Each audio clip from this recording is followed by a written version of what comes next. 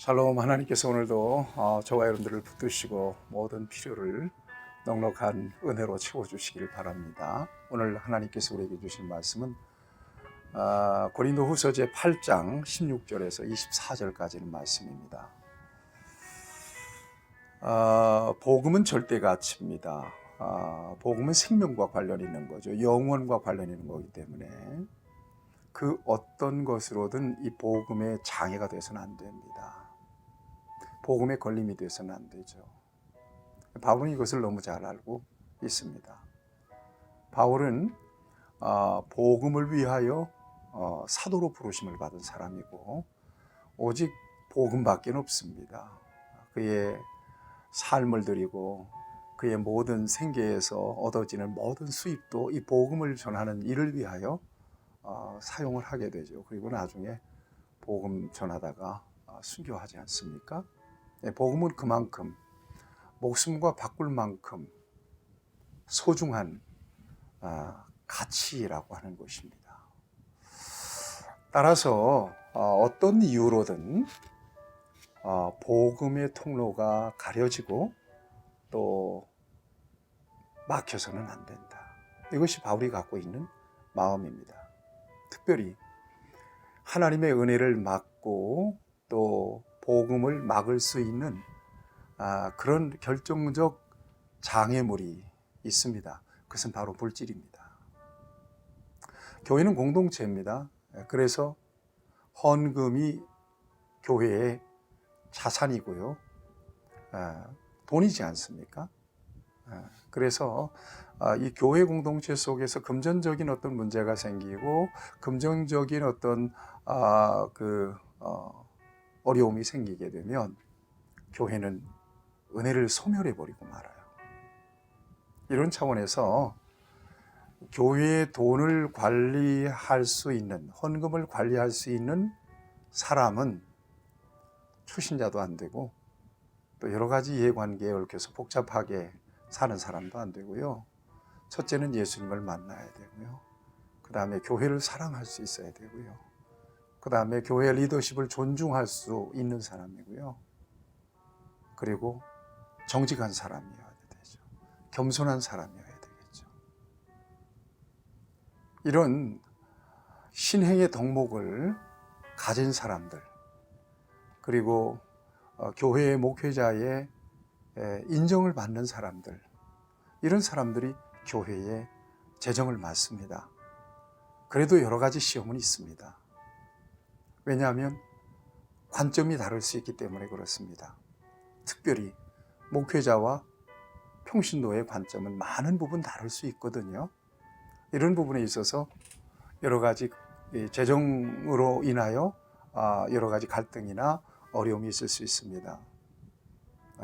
그래서 하나님의 은혜가, 하나님의 축복이, 또 하나님의 말씀이 흘러가는 데 있어서 장애물이 될 수 있거든요. 바울은 이것을 너무 잘 알았습니다. 그래서 본인은 이 돈을 만지는 일에서 빠져버렸습니다.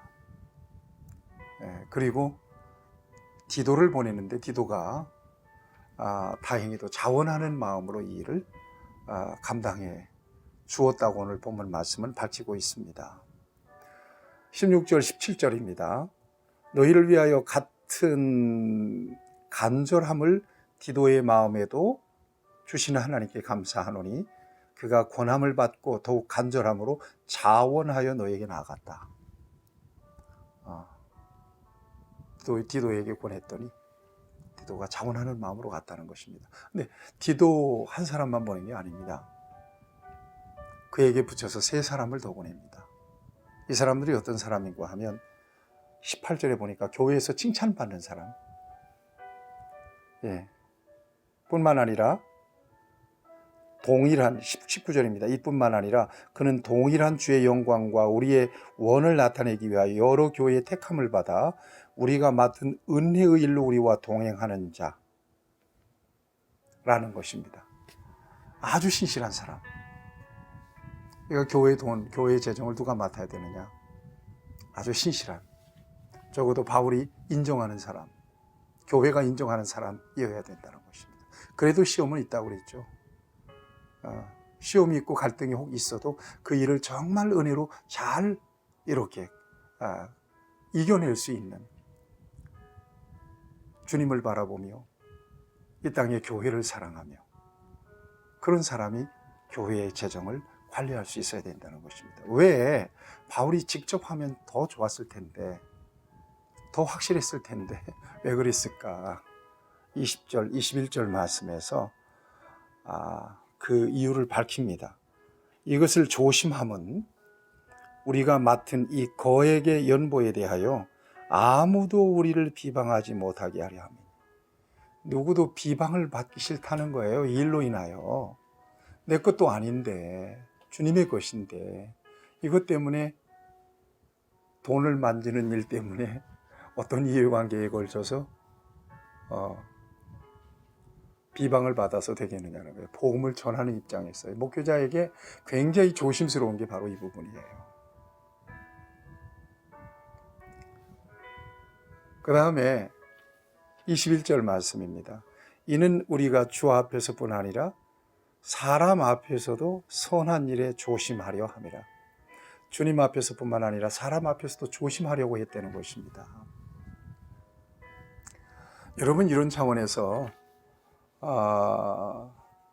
이 돈이 가져다주는 이 위험성이 얼마나 큰지를 사도 바울은 밝혀주고 있습니다. 오늘날도 교회의 문제가 대부분이 바로 이런 데서 오는 문제입니다. 그런 면에서 굉장히 조심스럽습니다. 혹시 이건 내 욕심이 아닐까? 목회자가 특별히 관리하는 마음입니다. 인간적인 어떤 욕심에 사로잡힌다면 더 이상 사역을 하기는 어렵죠. 하나님께서 은혜 주시고 영감을 주시겠습니까? 그 양심이 화인 맞지 않는 이상은 결코 하나님 앞에서 떳떳하지 못하면, 이런 이 재정적인 어떤 관계에 있어서 목회자가 떳떳하지 못하면 결코 목회는 지속할 수 없을 거라고 봅니다. 그렇지만 아무리 투명하게, 아무리 정직하게, 아무리 확실하게 관리를 하더라도 이에 대한 여러 가지 시험과 오해는 있을 수가 있더라 하는 것은 저는 목회의 어떤 그 여정을 통해서도 임상적으로 보면, 경험적으로 보면 있습니다. 정말 조심스럽습니다. 이런 부분들이. 교회는 영리기관이 아니잖아요. 교회는 이윤을 남기는 그런 기관이 아니지 않습니까? 성도들을 통해서 헌금하는 그 모든 헌금은 교회를 운영하고, 그 다음에 목회자가 생활하고, 그 다음에 선교와 전도를 위하여, 구제를 위하여 쓰는 것이, 교육을 위하여 쓰는 것이, 이것이 교회의 재정입니다. 이에 더해서 어떤 투자를 한다든가 아니면 이거는 교회 재정의 사용의 원칙에서 어긋난 거죠. 그런 차원에서 재정으로 인한 시험이 정말로 없어야 됩니다. 이것은 정말 우리 모든 성도들이 하나님 앞에 간절히 기도해야 될 일이고요. 가능한 대로 목회자는 돈을 손대지 못하도록 하는 것이, 이것이 원칙입니다. 왜냐하면 신령상 일을 해야 되기 때문에 그렇습니다.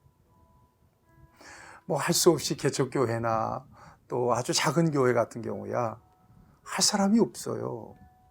그러니까 목회자들이 교회 재정을 맡아서 이렇게 관리하는 경우도 있거든요. 불필요한 오해를 불러일으킬 수도 있고요.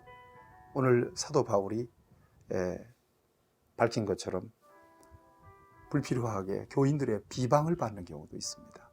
그러나 여러분 기억하세요. 목회자는 이런 부분에 있어서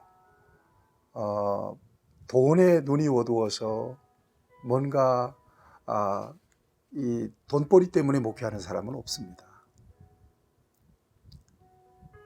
또 목회자가 이 재정적인 어떤 분야에 들어가서 판나라 콩나라 할 수 없을 만큼 교회는 목회자의 생활을 서포트해 줄 수 있어야 되고요. 그래야 목회가 되니까. 목회자가 생활 때문에 막 근심이 되고 그러면 되겠어요? 불편하면 어떻게 목회를 지속할 수가 있겠습니까? 그러니까 교인들은 목회자를 염려하고 또 목회자는 교회를 생각하고, 그렇게 해서 상호적으로 정말 하나님의 은혜가 흘러가는 데 있어서 그 어떤 장애물도 느끼지 않도록 서로 관리하는 것, 조심하는 것, 이것은 너무나도 중요한 일입니다. 앞에서도 얘기했죠. 바울이 고린도 교회 성도들에게 내가 이건 정말 죽을지언정 내가 그러고 싶지 않은데, 그러면서 일하는 소의 입에 망을 씌우지 않는다. 얼마든지 사도로서 내가 당신들에게 나의 생활비를 요구할 수도 있다. 그렇지만 내가 구차하게 이것 때문에 어떤 이해관계에 걸쳐서 오해받지 않고 싫다는 거예요. 이 사역이 어떤 그 장애를 받기 싫다는 거죠. 그래서 그만두겠다, 이런 얘기를 했지 않습니까? 저는 이 대목에서 설교를 하면서 안타까운 마음도 있었죠. 네. 여러분, 재정을 관리한다는 거 너무 귀합니다. 이것은 그냥 단순히 숫자만 이렇게 계수해서 이렇게 하는 게 아니거든요. 살림만 하는 게, 위해서 기도하는 거예요. 위해서 축복하는 거예요. 교회를 위해서, 또 헌금하시는 분들을 위해서 축복하는 것입니다. 어쨌거나 중요한 건 이 재정적인 문제가 교회의 신령한 통로를 막을 수 있는 결정적 장애물이 될 수 있다. 이것을 바울은 피하고 싶었던 것입니다. 그래서 디도와 함께 앞에서 그 사람을 보냈죠.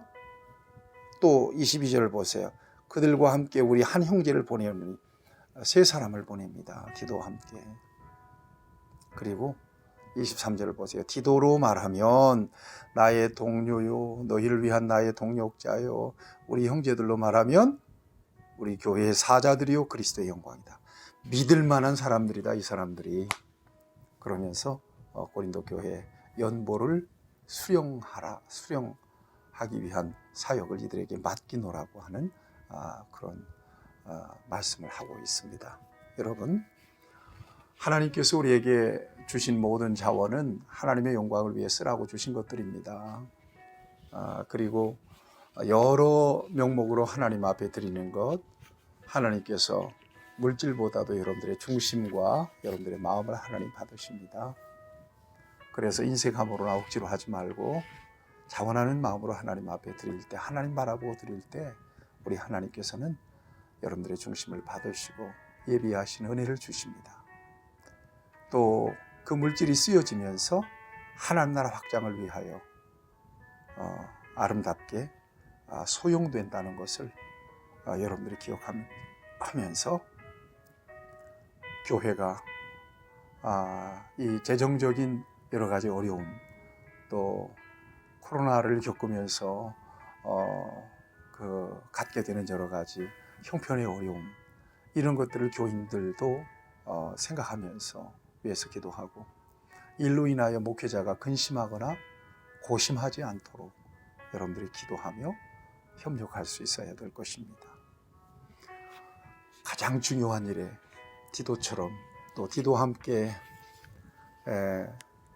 파송되었던 교회가 인정한 신실한 사람들과 같이 믿을 만한 사람들로 귀하게 하나님 앞에 쓰임받는 여러분 되시기를 축복합니다. 하나님 은혜를 감사합니다. 하나님 영광을 위해서 우리를 부르셔서 사용하시고 가장 신실하게 믿을 만한 사람으로 하나님 앞에 인정되어 쓰임받는 우리 모두가 되기를 원하며, 특별히 하나님의 교회에 필요한 모든 재정들로 채우시고 넉넉하게 하셔서 주의 영광과 하나님 나라 확장을 위하여 귀하게 쓰임받는 교회가 되게 해 주옵소서. 예수님의 이름으로 간절히 기도하옵나이다. 아멘. 여러분 축복합니다.